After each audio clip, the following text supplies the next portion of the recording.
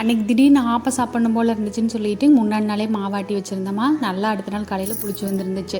சரி, எப்பயுமே நம்ம ஆப்பக்கல்ல தானே ஊற்றுறோம், இந்த டைம் வந்து பணியாரக்கல்ல குட்டி குட்டியாக ஆப்ப மாதிரி ஊற்றலான்னு சொல்லி தான் ட்ரை பண்ணியிருந்தேன்.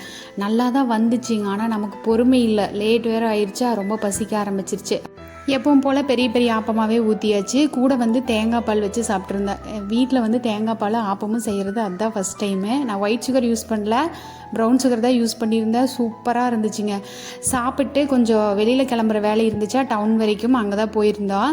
இங்கே கல்பனா கிரவுண்டுக்கு போயிருந்தோமா, அங்கே பக்கத்துலேயே வந்து இந்த சிறுதானியத்துலையெல்லாம் நிறைய வச்சுருந்தாங்க. நாங்கள் கருப்பு கவுனி அரிசியோட கஞ்சி மட்டும் கொஞ்சம் குடிச்சிட்டு லேபில் கொஞ்சம் ரிப்போர்ட்டெல்லாம் கொடுத்துருந்தோமா, அதுக்காக தான் வெயிட் பண்ணிகிட்டு இருந்தோம். வந்ததுக்கப்புறம் எல்லாமே நார்மலாக இருந்துச்சு. டாக்டரையும் பார்த்துட்டு திடீர்னு வந்து காளான் பிரியாணி சாப்பிடணும் போல் தோணுச்சு. அது வீட்டில் தான் அவர்கிட்ட தான் செஞ்சு தர சொல்லியிருந்தேன்னா அவர் தான் செஞ்சு கொடுத்துருந்தாரு.